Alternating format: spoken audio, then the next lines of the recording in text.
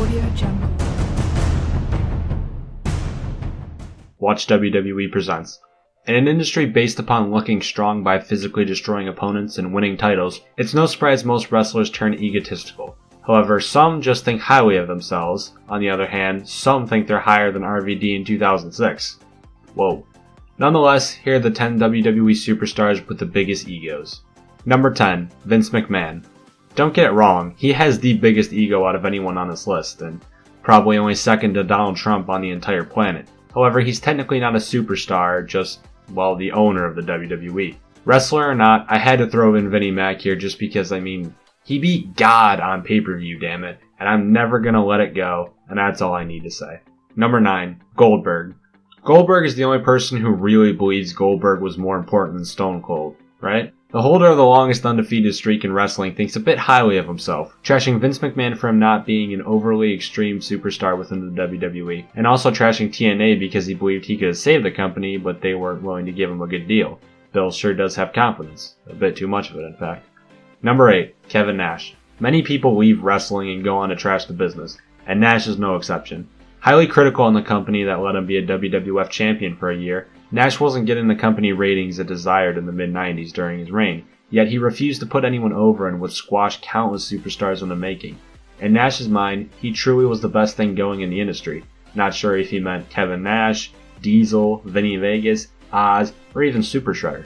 Number 7, Y2J, the Ayatollah of rock and roll, the best in the world at what he does, the Lionheart, the man of 1,004 holds, it's Chris Jericho. A man with that many nicknames must have at least 15 plus ego points for each one, and that's not even a quarter of them. Jericho is infamous for claiming people steal his gimmick and creating ideas that's almost a joke at this point. I mean, how many times have you been watching Raw and you heard Jericho saying that he invented the Money in the Bank ladder match? If only he'd win one for once.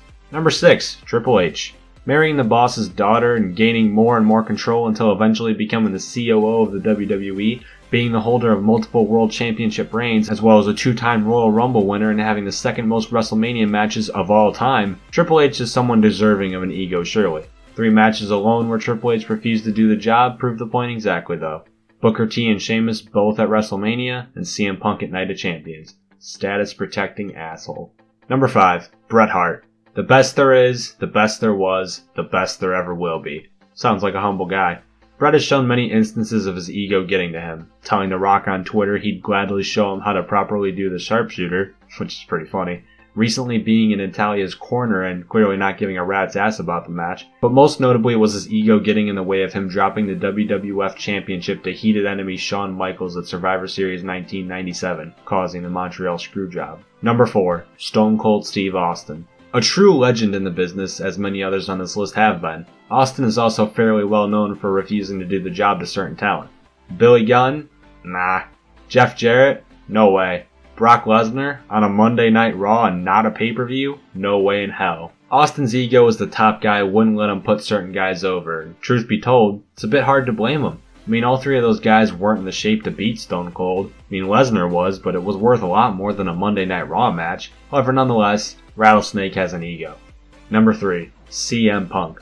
The best chant in wrestling today has an extreme ego. He is the true best in the world, remember, and at the time in his little bit of the spotlight he had in 2012, he really proved that he was the best. Punk was involved in a work-shoot feud in which Punk was going to win the WWE title and leave with it as his contract was expiring. The funny part was, at the time he was very serious about it, complaining that he had been treated horribly in the company until then, and after that would rag on how The Rock and John Cena stole his WrestleMania main event 2 years in a row. He's done other things and bashed on the company, most notably on Cole Cabana's Art of Wrestling podcast. However, for the most part, Punk was really justified in having an ego, but still an ego. Number 2, Shawn Michaels. He thinks he's cute. He thinks he's sexy.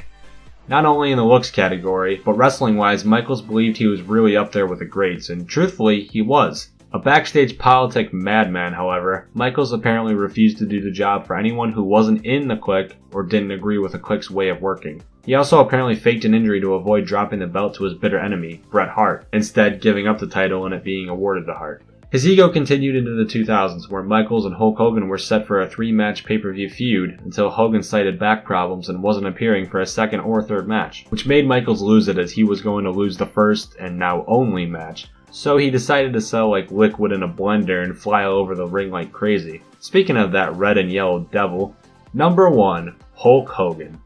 That instance right there is a prime example, because Hogan very likely didn't have back problems. He probably just didn't want to lose. Hogan was an absolute master of using his ego to keep himself relevant. He always defeated all the bad guys and refused to put guys over, and when his time was fading, he formed a tag team and storyline feud with Randy Savage to stay in the main event picture for even longer. Smart move, honestly. Going into WCW, Hogan helped form the NWO and truly did revolutionize the business. Props there. However, his ego stayed the same when there, refusing to put anyone over he didn't need to, clashing with Vince Russo, and being a backstage politic machine, and all the other perks of having an ego the size of 6 Big Shows. And those were the 9 WWE superstars and 1 businessman with the biggest egos. If you too know 1004 holds, like the video and subscribe for more egotistical wrestling content. Thank you all for watching.